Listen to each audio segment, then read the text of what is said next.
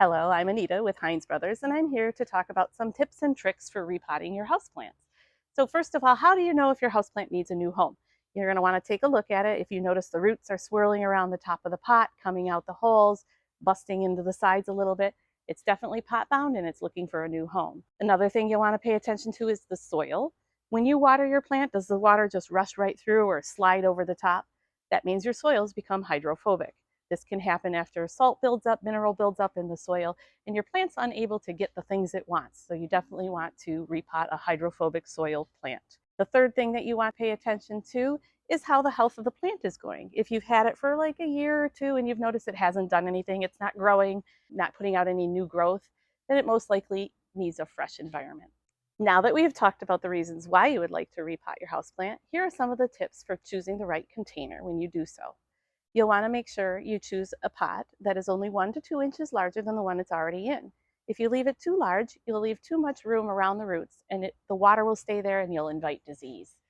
The other thing you'll want to pay attention to is drainage. Once again, this is to help alleviate disease problems because if you leave all that water under the roots, plants don't generally like that. Finally, you'll want to choose the right soil for your plant. Some plants like a specific environment, whether it drains quickly or it retains some moisture. So be sure to research your plant and find the right soil for your new repot. Now that we've gone over some of the tips and tricks for repotting your plant, let's move on over to Linda to get it done. Okay, today we are transplanting orchid into a pot. My name is Linda and I will go through how we do it. First, you want to wiggle it out, and what you're doing is checking for any mushy or like this. You don't need that. This one has some rot on it, so we're going to clip that off. Here's another one with some rot. We're just going to clip that off. If they're nice and bright and green, fabulous. That looks pretty good. And then we're going to take our pot and add some orchid mix. I'm going to lay her down ever so gently for a second. We'll put a little at the bottom.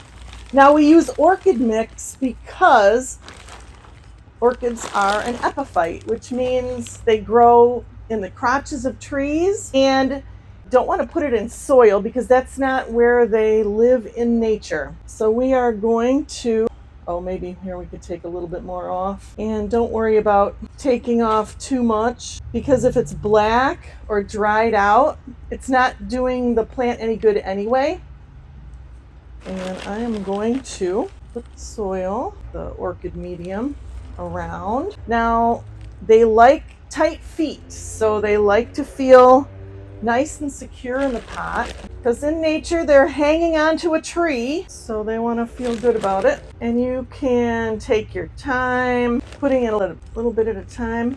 Now when an orchid is in full bloom like this, you don't really want to transplant it at that time. It's not the best time because you don't want to really stress it out. This orchid, the last flower is just about done, and depending on your comfort level, I'm going to cut it right above a node, maybe about an inch above a node. And then when she's ready, she'll send out a new stem. And then continue working the bark in, and you can have some roots that are going above and over the pot. That's perfectly normal for the orchid. And here she is, all done. All right, we are going to plant up cactus today. My name's Linda, and the first thing we are going to do is remove the plant from its pot. Cactus have spines, and they, even like this one that looks so soft, like you could pet it like a cat, like cat fur, you don't want to touch it.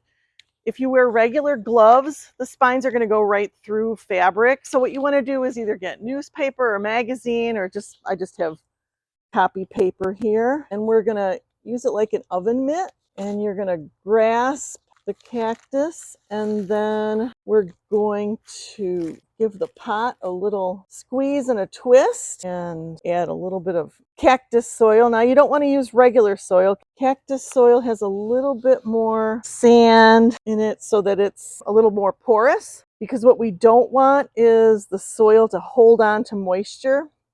That is death for a cactus. So the more porous, the faster the soil dries out, and that's better for its roots. All right, and there he is with his little saucer. All set. Hi, we are going to transplant this houseplant into a ceramic pot today.